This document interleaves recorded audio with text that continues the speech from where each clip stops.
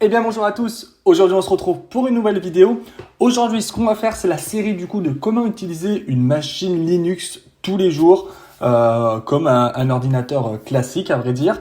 Donc la première vidéo ce qu'on a fait c'est qu'on a choisi la distribution Ubuntu, on a fait l'installation ensemble. Là aujourd'hui je vais vous montrer comment installer des applications très simplement sans passer par des lignes de commande etc.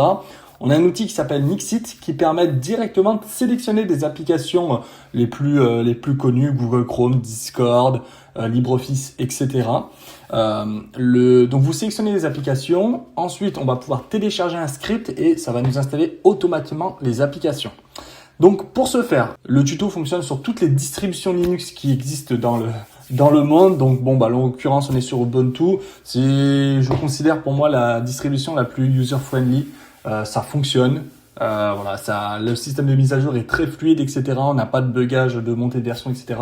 Il peut en avoir comme sur Windows, mais c'est quand même très stable. Alors, pour ce faire, on va ouvrir du coup un navigateur internet sur notre machine Linux. Donc pour ma part, c'est Firefox qui est préinstallé sur la machine. Donc je l'ouvre. On va ensuite taper dans la barre de recherche Nixit. Donc, de toute façon, comme d'habitude, le lien pour accéder au site internet sera en première ligne de description, comme d'habitude. Donc, on clique du coup sur Nixit Install Your Linux Software. On clique dessus. Et là, comme vous pouvez voir, vous avez une sélection d'applications, préinstallées. Donc, vous avez quand même pas mal d'applications qui sont, à vrai dire, les plus utilisées, je considère. Alors, il y a énormément de mises à jour sur l'outil. Donc, il y a quelques jours, il n'y avait pas encore la rubrique média. Aujourd'hui, la rubrique média avec Spotify, etc. est accessible. Donc, la liste se met à jour régulièrement. Donc, ne soyez pas surpris que si vous accédez au site, vous avez d'autres applications qui sont proposées.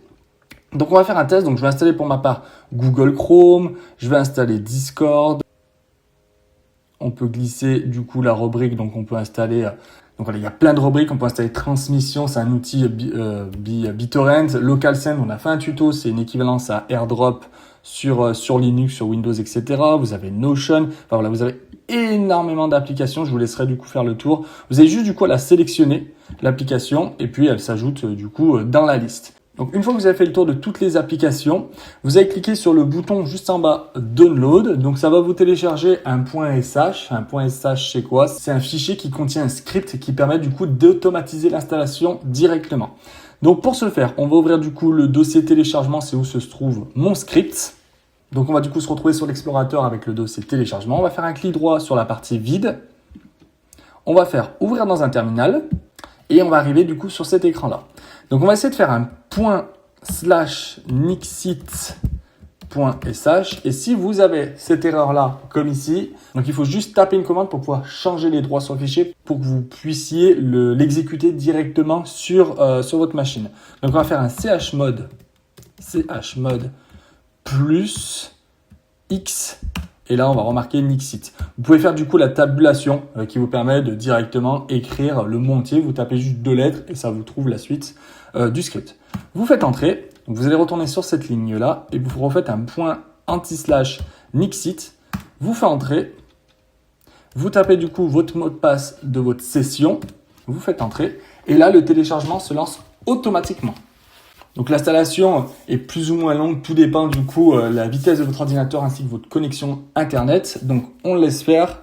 Donc il installe du coup Google Chrome pour ma part. Donc on peut voir la version 145. À l'heure actuelle, c'est la version du coup qui est disponible. C'est vraiment la dernière version de l'outil. C'est vraiment une équivalence à Ninit sur Windows qui installe du coup des applications directement. J'avais fait du coup un tuto sur cet outil-là. Donc là, il installe Discord. Ok, donc c'est tout le monde. Donc il vient d'installer mes applications. J'avais sélectionné du coup Google Chrome ainsi que Discord. Et comme vous pouvez voir du coup dans le menu en bas à gauche, on retrouve Google Chrome et Discord. Si je clique sur Google Chrome, on va retrouver vraiment l'interface de Google Chrome classique. On va le mettre par défaut. Et voilà, on se retrouve du coup avec Google Chrome. On va essayer aussi Discord. Ok, super. Donc il m'installe les dernières mises à jour, mais le Discord est en train de s'ouvrir tranquillement. Donc c'est vraiment un outil qui est extrêmement pertinent. C'est assez récent comme outil, mais c'est vraiment ça permet d'installer des choses très rapidement sans devoir passer par les lignes de commande. Des fois, il faut ajouter des dépôts spécifiques pour certaines applications parce qu'elles sont pas disponibles dans les dépôts proposés par Ubuntu.